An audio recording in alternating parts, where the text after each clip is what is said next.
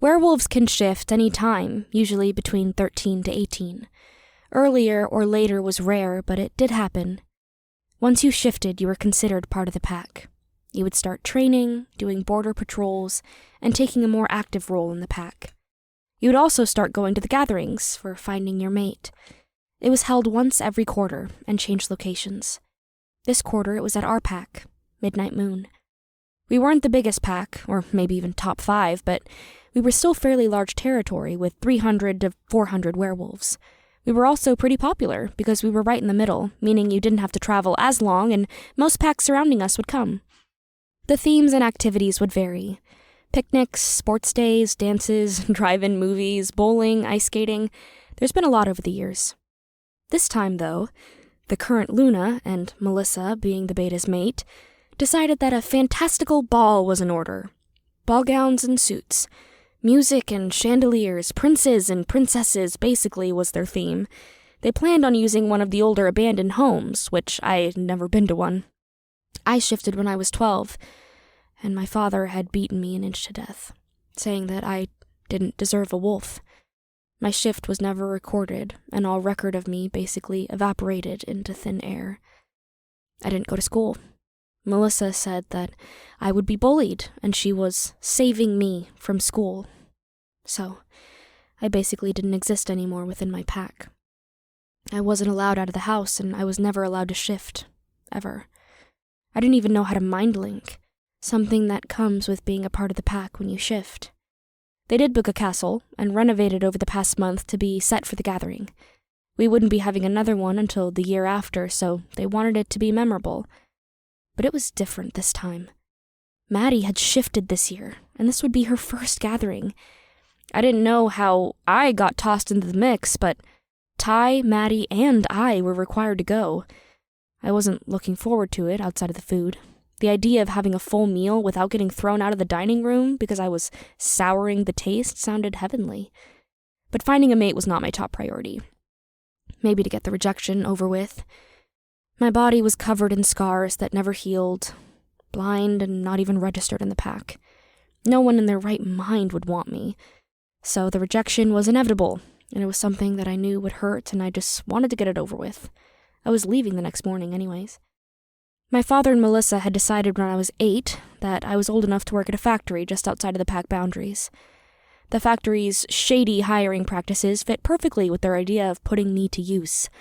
So, they would drive me to the border and drop me off. From there, I would walk over to the factory. They would run 3 months on, 4 months off. It was probably why I was able to stick out the abuse they put me through. At least it kept Kai settled. All my money would go to them. Over the years, though, I'd built up my own life outside of the pack. I'd stopped working at the factory. They still thought I worked there, and I still brought home my paychecks. They never asked nor cared. I funded Melissa's lavish lifestyle. She refused to get a nail dirty for fear of breaking one of them, so she didn't have a job other than gossiping with the other high-class women of the pack. I made up for everything my father lacked in money, which made him despise me more. Auri? Ty whispered through the door. I blinked. I must have fallen asleep. Yeah? I heard the door silently unlock and open. Ty climbed onto my bed and handed me a sandwich and a glass of water. He sat down, looking me over. You okay? I nodded, munching on the sandwich. You won't be if Father catches you. He scoffed. At most he would give me a stern talking to. He paused. You sure you're okay? I'm fine, Ty, really. I think they want to make sure that I look okay for the gathering. Kai pushed her eyes onto mine, and I could see Ty, staring at the door. You worried about tomorrow? He shook his head and looked back at me. If I find my mate, I'll leave here. But who will sneak you food or make sure you have bandages? Maddie's far too loud. I laughed quietly. It was true.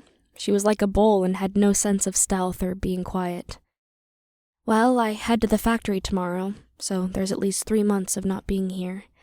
Then, after that, I guess I'll try and survive.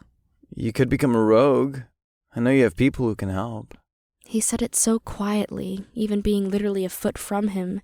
If I didn't have werewolf hearing, I might not have heard him. I could. I've thought about it. Ty's face snapped to me, visible shock written on his face. Please, don't you think I've thought about actually being free? About all my options? It's always been a possibility. I just don't want to leave you guys. Have their anger turn on the two of you. I'm still your older sister. He nodded, grimacing a little as I finished the glass of water and I handed it back to him. If you need help. I smiled. I know, Ty. I know. Thanks again. I gave him a small chuckle. Once he left, I closed my eyes, trying to sleep. Maybe we will find our knight in furry armor tomorrow, and he will take us away from all this, Kai mused. I laughed. You're too optimistic. He will reject us, and we can get on with our lives. You don't know that, Auri. He may love us even more. We're one of a kind. This time I rolled my eyes. We are definitely one of a kind that no one wants. Now sleep, Kai. Otherwise we'll look like the living dead in the morning. She grumbled. Okay. But I still hold hope.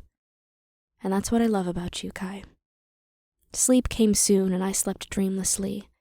A rare occurrence considering the nightmares I had. I didn't wake up until there was banging at my door.